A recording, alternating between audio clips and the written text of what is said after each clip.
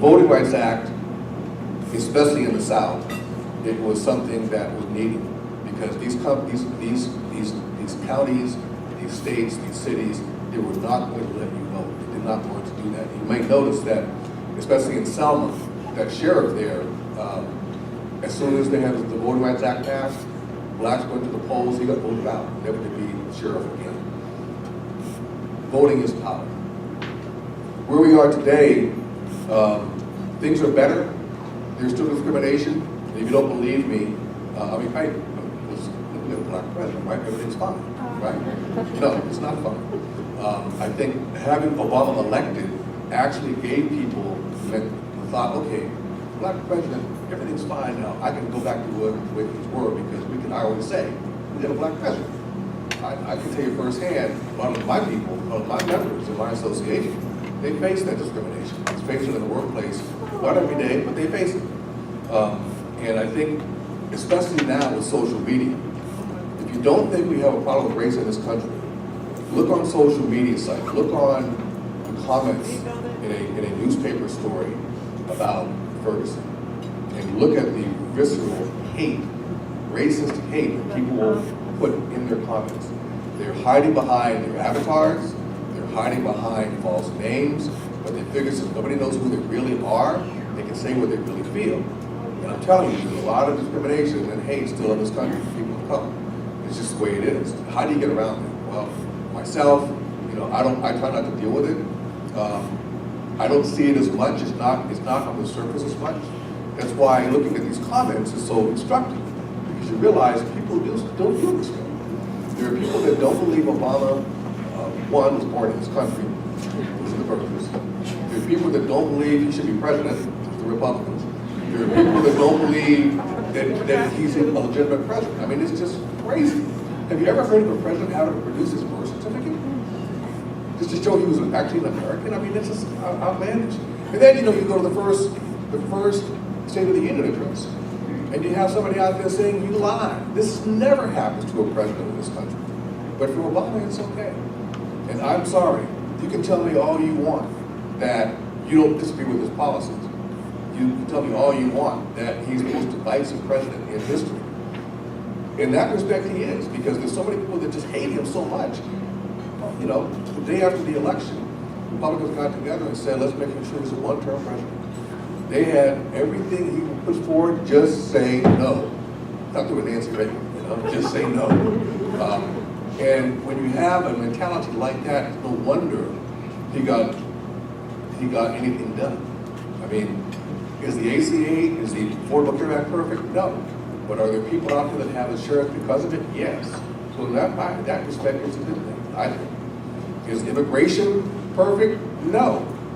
But there are some people, I personally, if I was a one-year-old being brought to this country by my parents, I didn't do anything wrong, so why should I be punished for that? In that respect, I think it's a good thing. I'm not supposed to talk about bullying, so. Let's look at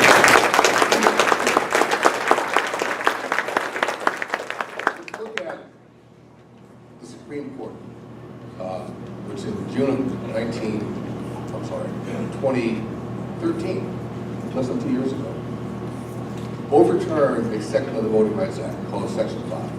And what this basically said is that if we have you on a watch list, you have to come to us before you change any of your laws regarding voting.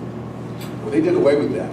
And within hours, several states enacted voter ID laws that shortened the voting hours in some places.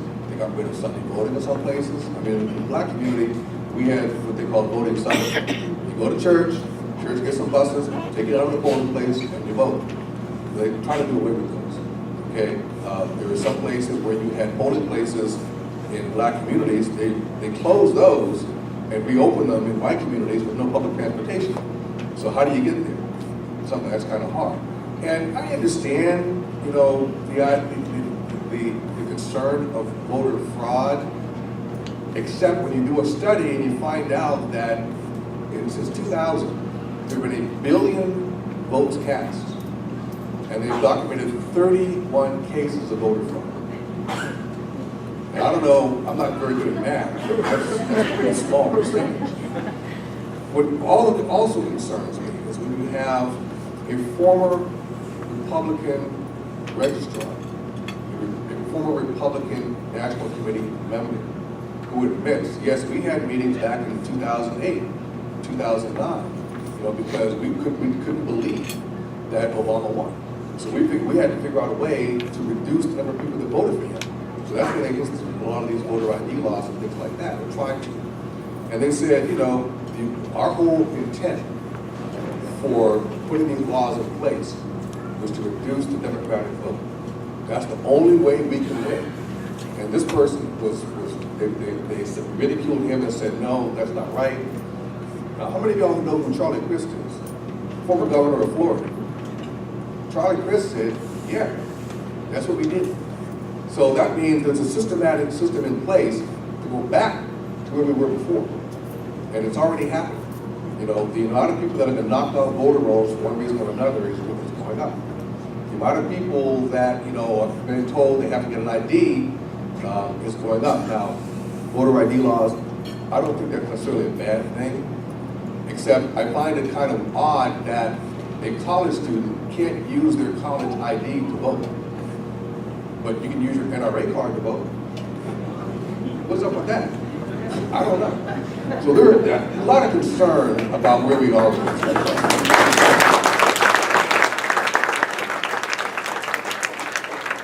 So whether it's the literacy tests, or poll tests, or poll taxes, or voucher laws, or the ID laws, there is a move in this country to reduce some people's right to vote.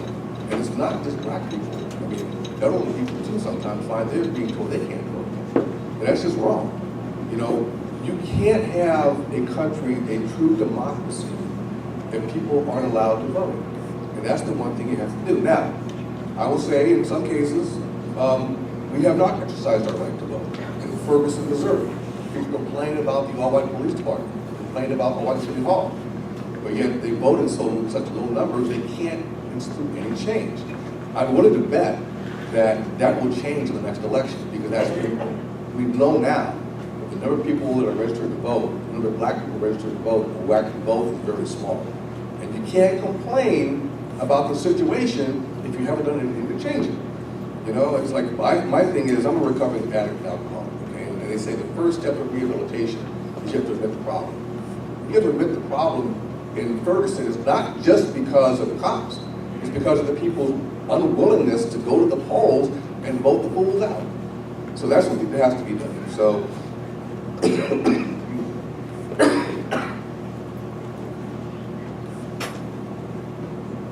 going to spend a little time on NABJ and why it's important that we have an organization like that.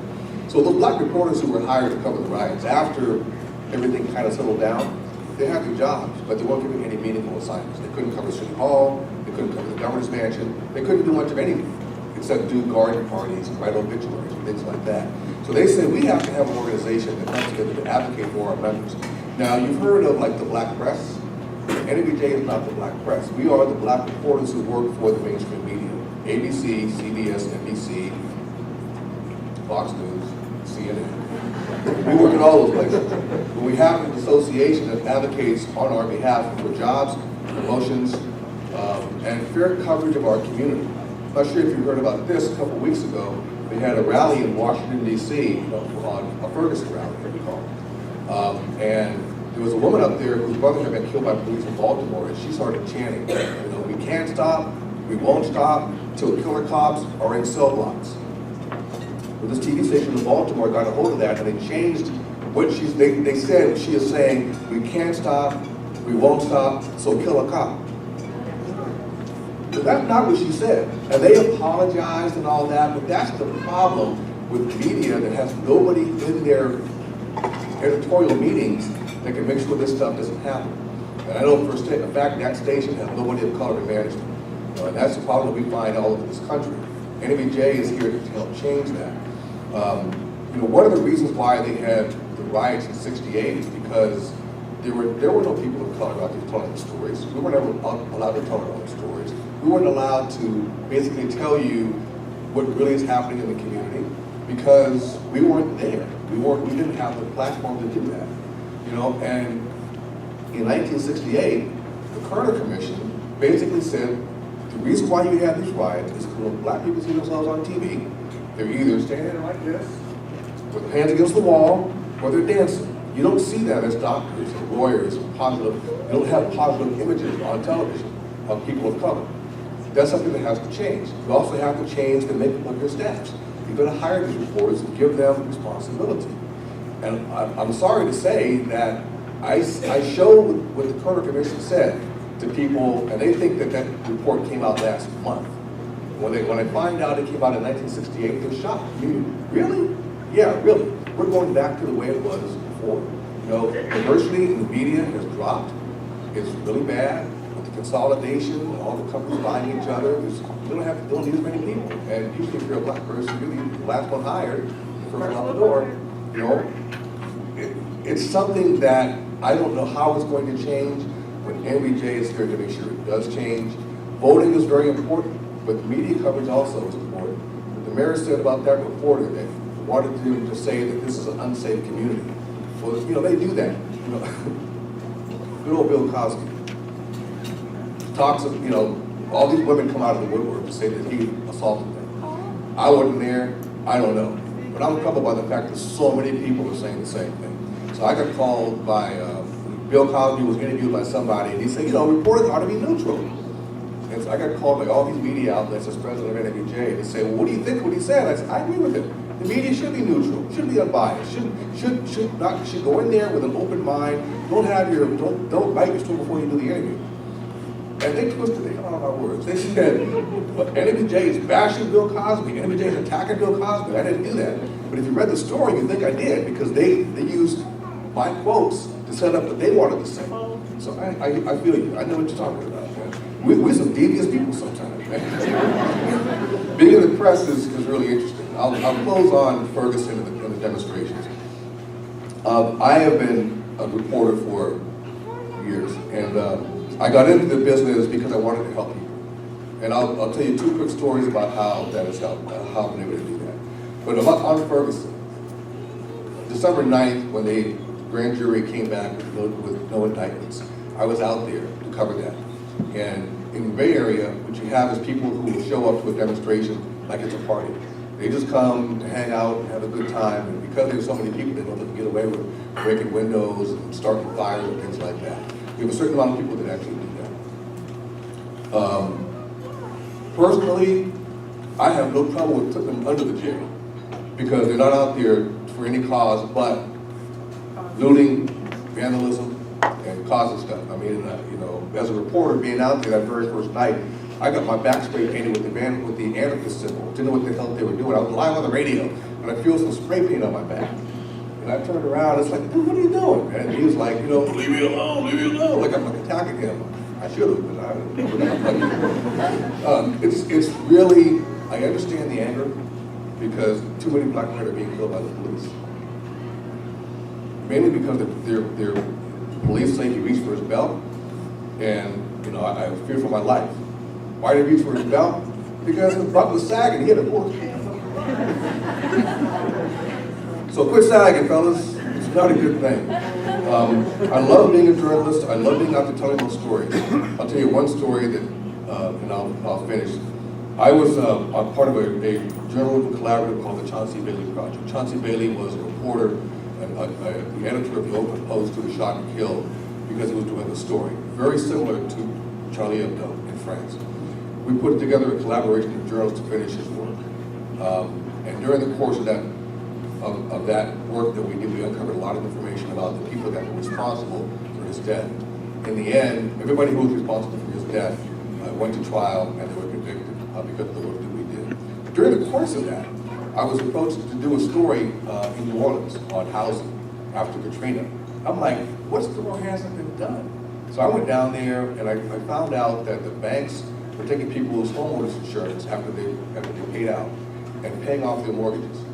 So the people now own their property, but they couldn't fix it. So I ran into one lady. She and her husband bought their house 6 weeks before Katrina, had not made their first mortgage payment, and they were flooded out.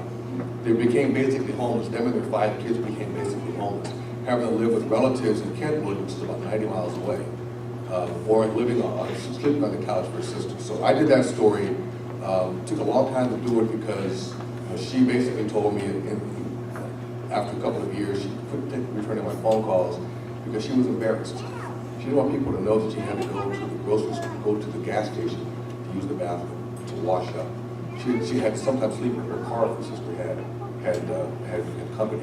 So we finally did the story, and the upshot of the story is that eventually I was able to connect her with the mayor's office when the mayor heard about the story. And she was connected with this organization called Project Home Again, which was run by the guy, the chair of the Barnes & Noble Foundation. And what he did was put a bunch of money into the bank and said, I want you to help these people out. So if you got into this program, they would take your damaged property and they would give you a new house. And it was a 5-year forgivable mortgage. So if you lived it for 5 years, you didn't owe a mortgage. So I'm talking to this woman, her name was Kisa Holmes. She had tried everything to get her house done. Salvation Army, Red Cross, FEMA, Road Home, everything. She had tried it. And still couldn't get the house fixed. So when the story finally ran, and we finally got her connected, she started going through the process with Project Home Again. And I called her up one day and we were talking, and I said, well, you don't sound very excited. So Mr. Butler, I've tried everything. And I've been so close to get my house fixed before. I'm not going to care until I get the keys in my hand. So July 7th of 2012, 7 years from the day that they moved into that first house in New Orleans, they got the keys. And she called me and she was just, ecstatic and singing. And she said, oh, we're on the way to the house. I got the keys. I said, wait a minute, too. What? Make sure they open the door. And she got this belly laugh, which is the first time. So 7 years later, because of the work that I did, the story that I wrote, they got a new house. A 5-year forgivable mortgage.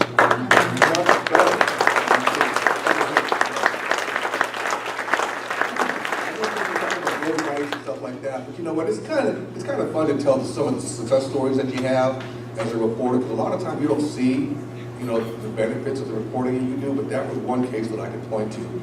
That and the Chauncey Bailey case. And the DA said, had it not been for the work that we've done, those guys would not have been convicted. So, Joanne, thank you for having me come here.